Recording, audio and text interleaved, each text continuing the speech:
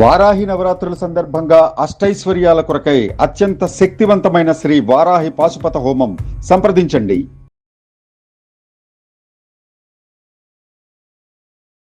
నమస్తే, నేను మీ గాయత్రి.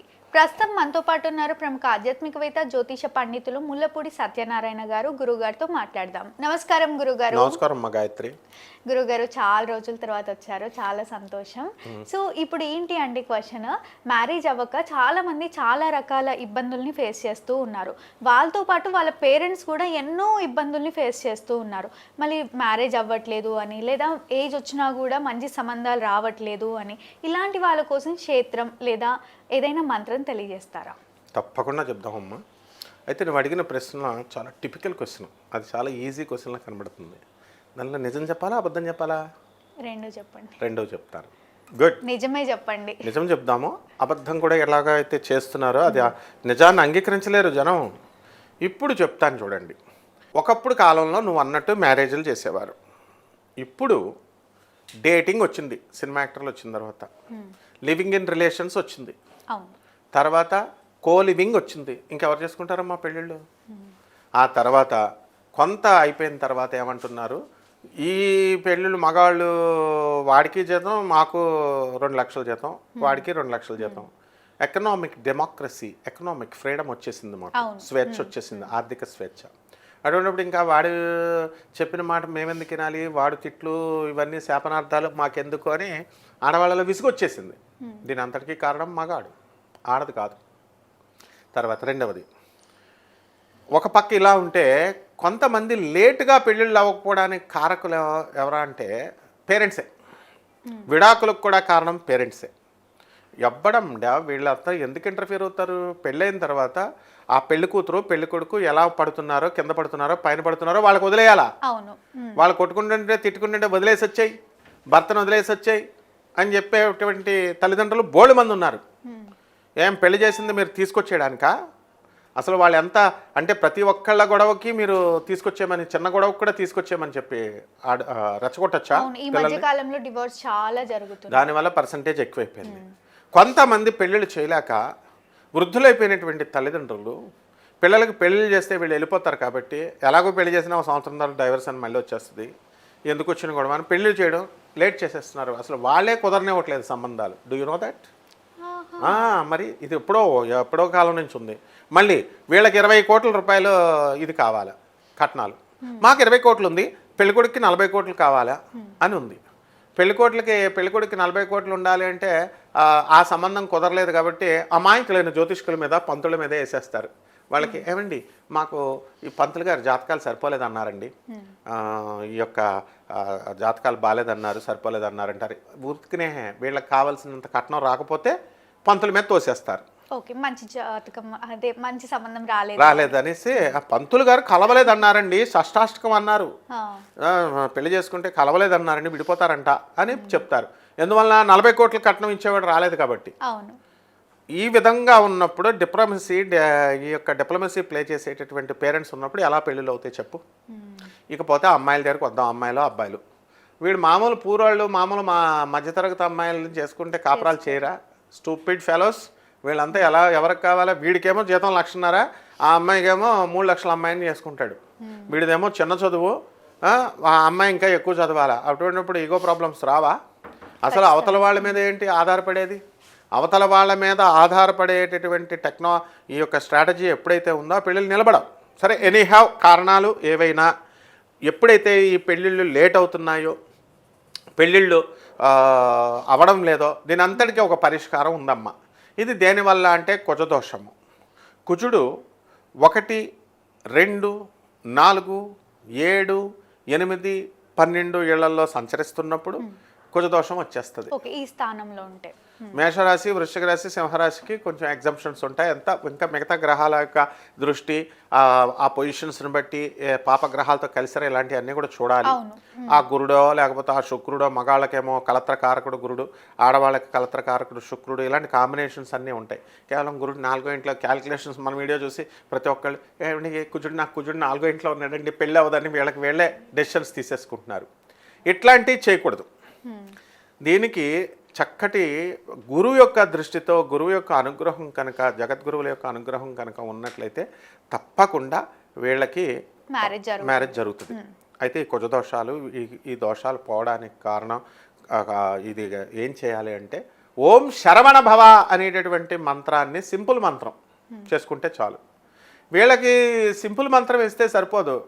ఓం హ్రాం హ్రీం బ్లాం భ్లీం అని ఇలా చెప్తే బా గురుగారు ఎంత పెద్ద మంత్రం చెప్పారో అనుకుంటారు.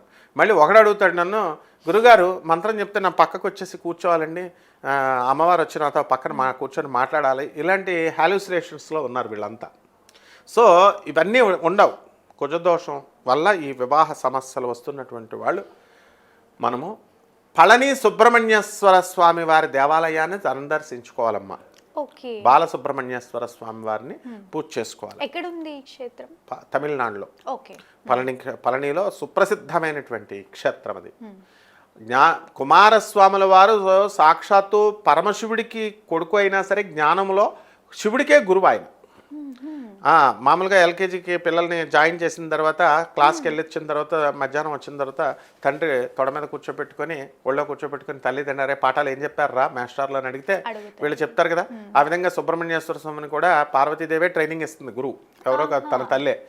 వాళ్ళ టీచర్ సరిగ్గా చెప్తుందా లేదా అని శివుడు కూర్చోబెట్టి అడుగుతాడు, అరే ఏమిట్రా సుబ్రహ్మణ్య చెప్పు అని అంటే దద్దలు ఆడిచ్చేస్తాడు. శివుడికి మెంటలెక్కిపోద్ది. అంటే శివుడికి కూడా జ్ఞానాన్ని బోధించాడు ఆయన. ఆయన వాంగ్మయ జ్ఞానాన్ని చూసి పిచ్చెక్కింది శివుడికి. శివుడికే గురువైపోయాడు గుహనాథుడు అంటే సుబ్రహ్మణ్యేశ్వర స్వామి. అంటే ఇటువంటి సుబ్రహ్మణ్యేశ్వర స్వామి కనుక కుజుడు రూపంలో వక్రించినట్లయితే మనకి ఈ ప్రాబ్లమ్స్ అన్నీ కూడా, వివాహాలు లేటుగా ఉండడం ఇలాంటివన్నీ కూడా జరుగుతాయి. కాబట్టి ఇక్కడ దేవాలయాలకు వెళ్ళమంటే పొలోమంది దేవాలయాలకు వెళ్ళిపోతున్నారు, లేదా పూజలు చేయించమంటే అక్కడ పంతులకు డబ్బులు కట్టేసి వచ్చేస్తున్నారు. దేవుడికి వీళ్ళకి ఏంటి లింక్? మరి దోషాలు పోవాలంటే వీళ్ళు అనాథలకి, వికలాంగులకి, సాధువులకి, పేదవారికి దాన ధర్మాలు చేసుకోవాలి. First point.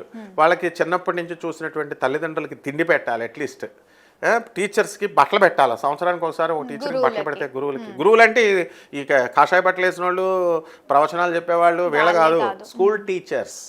మనకి ఎవరైతే పాఠాలు చిన్నప్పటి నుంచి నేర్చుకొని ఈ రోజున మార్కెట్లోకి నువ్వు వచ్చావో జాబ్ రావడానికి కారకులు, వాళ్ళకి ఎంతమంది టీచర్స్ వచ్చారో అంతమందికి బట్టలు పెట్టాలి. ఓకే, తప్పకుండా గురుగారు. ఇందాక మంత్రం చెప్పారు కదా పెళ్లి నిశ్చయం అవ్వడానికి. సో ఆ మంత్రం ఎన్ని రోజులు చదువుకోవాలి, ఎలా చదువుకోవాలి, ఏ టైంలో చదువుకోవాలి? కరెక్ట్గా 41 రోజులు చేస్తే పెళ్ళి అయిపోద్ది. లేదా ఇంకోటి కూడా మార్గం ఉంది, శ్రీరామ రక్షాస్తోత్రం ఉంటుంది. ధ్యాయేత్ ఆజానుబాహుం ధృతశరధనుషం బద్ధపద్మాసనస్థం పీతం వాసోపసానం నవకమలదళ స్పర్ధినేత్రం ప్రసన్నం వామాంకారూఢ సీతా ముఖకమలమిలల్లోచనం నేరదాభం నానాలంకారదీప్తం దదత మురుజటా మండలం రామచంద్రం. ఈ శ్రీరామచంద్రుని యొక్క శ్రీరామ రక్షాస్తోత్రాన్ని చదువుకున్నా పోతుంది. చరితం రఘునాథస్య శతకోటి ప్రవిస్తరం ఏకైకమక్షరం పుంసాం మహాపాతక నాశనం. ఒక్కొక్క అక్షరము మహాపాతకాలను కూడా నాశనం చేసి వీళ్ళకు వివాహ యోగాన్ని కల్పిస్తాడు. అందువలన ఈ విషయంలో ఒక రాజమండ్రిలో ఒక వ్యక్తి వేద పండితుడు, కానీ చాలా పేదవాడు పాపం.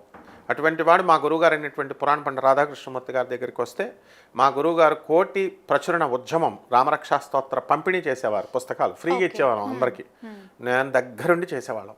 అప్పుడు ఇతనికి వస్తే మా గురువుగారు ఏం చెప్పారు, 40 రోజులు శ్రీరామ రక్షాస్తోత్రం చేసే నీకు మీ అమ్మాయికి సంబంధం వస్తుంది, తలుపు కొట్టుకొని వస్తాడు పెళ్ళికొడుకు అంటే 40 రోజులు చేశాడు. చేస్తే పెళ్లి సంబంధం రాలేదండి అని చెప్పి వచ్చాడు. మళ్ళీ వాడు మా గురువుగారు ఇంకో మండలం చేయను ఆయన అన్నారు. ఇంకొక మండలం చేసేసరికి వాడు వైజాగ్, పెళ్ళికొడుకు వైజాగ్ వెళుతూ, ఆ పండితుడు రాజమండ్రి కాబట్టి రాజమండ్రిలో దిగి వైజాగ్ వెళ్తున్నటువంటి వాడు తలుపు కొట్టి మా గురువుగారు చెప్పినట్టుగానే వచ్చి వివాహం కుదిరిందండి. కుదిరింది. నా కళ్ళ ముందు ప్రత్యక్ష నిదర్శనం చెప్పాను నేను. అందువల్ల శ్రీరామచంద్ర ప్రభు రామరక్షాస్తోత్రం చదువుకున్నా, లేదా ఓం శరవణ భవాని సింపుల్ మంత్రాన్ని సుబ్రహ్మణ్యేశ్వర స్వామికి ఎర్ర పువ్వులు, ఎర్ర పుష్పాలు వేసి ఒక కలశాన్ని పెట్టి 41 రోజుల పాటు ఇంట్లోనే చక్కగా చేసుకుంటూ సుబ్రహ్మణ్యేశ్వర స్వామి వారి యొక్క ఆ సీజన్లో దొరికే పుష్పాలతో కందులు నైవేద్యంగా పెట్టాలి. 41 రోజులు కూడా కందులను ఉడకబెట్టినటువంటి కందులు. ఈ రకంగా కనుక చేస్తే ఇది శాస్త్రబద్ధమైనటువంటిది, సహేతుకమైనటువంటిది, వైదికమైనటువంటిది. అంతేకాని వైదికాలు కాకుండా వ్యతిరేకంగా తాంత్రికమైన పేర్లు పెట్టి కౌలచారం, వామాచారం, తాంత్రికం అని నాన్ సెన్స్, అవన్నీ ఏం ఫలితాలు రావు. జగద్గురు అయినటువంటి ఆదిశంకరాచార్యుల వారు ఎప్పుడు చెప్పినా వైదికం చెప్పారు. మన ప్రాచీన ఋషులంతా కూడా ఇదే పద్ధతి చెప్పారు. ఈ సింపుల్ రెమెడీ చేసుకుని ఆ సింపుల్ క్షేత్రానికి వెళ్తే చక్కగా పెళ్ళైపోతుందమ్మా అందరూ. తప్పకుండా గురుగారు, ఈ మధ్య కాలంలో పెళ్ళిళ్ళు అవ్వట్లేవు. ఒకవేళ పెళ్ళిళ్ళు అయినా కూడా ఆ సంబంధం సరిగ్గా నిలబడక చాలా మంది చాలా రకాల ఇప్పుడు ఇబ్బందులు నిలబడిపోతాయి చేస్తున్నారు. ఇవి చేసేస్తే. మీరు మన ప్రేక్షకుల కోసం ఎంతో చక్కటి మంత్రాలు అలానే క్షేత్రాలు తెలియజేసినందుకు ధన్యవాదాలు. ధన్యవాదాలమ్మా. చూసారు కదా, మా వీడియో తప్పకుండా మీకు నచ్చిందని అనుకుంటున్నాను. అలా అయితే లైక్ చేయండి, షేర్ చేయండి, తప్పకుండా వీడియోని సబ్స్క్రైబ్ చేసుకోండి. ధన్యవాదాలు.